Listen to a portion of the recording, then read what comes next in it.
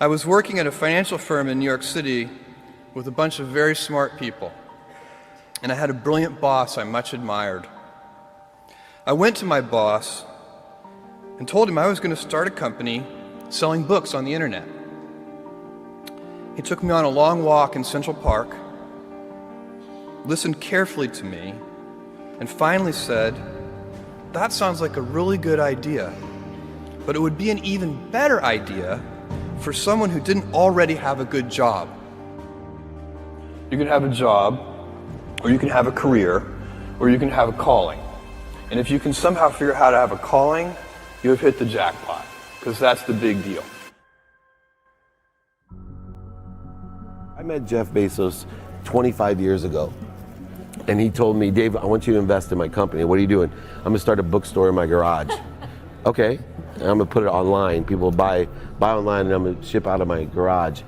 But if you invest in me, Dave, someday I'm gonna be the richest man in the world. I'll do over $100 billion. First of all, there is no such thing as $100 billion 25 years ago. Statistically, there's no such thing. Countries didn't have 100, our national debt wasn't $100 billion.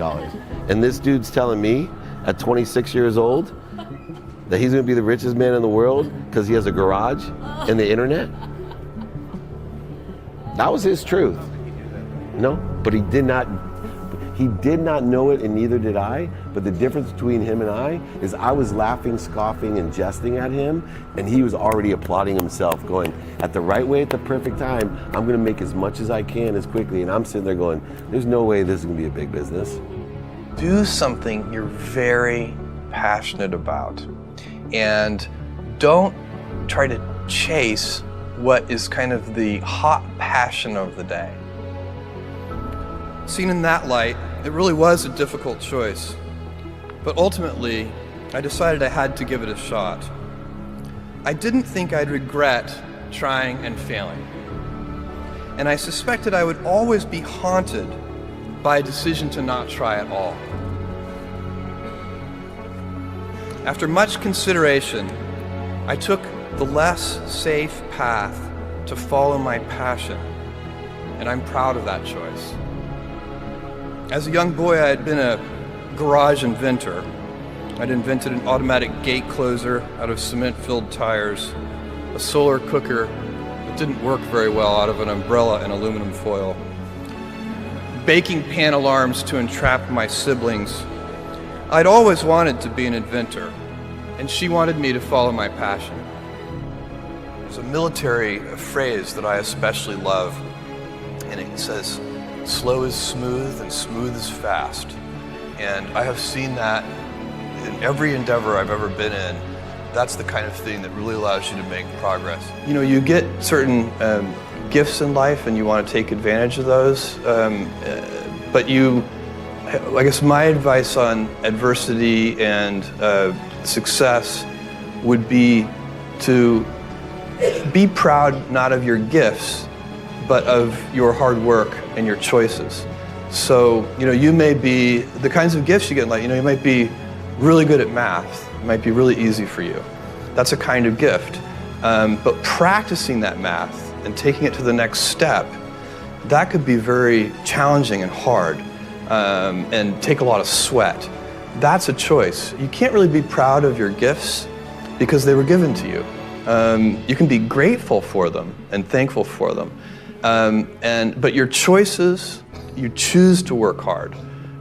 You choose to do hard things. Those are choices that you can be proud of. You can choose. We all get to choose our life stories, and it's the choices that define us, not our gifts. Everybody in this room has many gifts. I have many gifts. You can never be proud of your gifts because they're gifts. They were given to you. You might be tall, or you might be really good at math, or you might be extremely beautiful or handsome, or there are many gifts, and you can only be proud really of your choices because those are the things that you are acting on.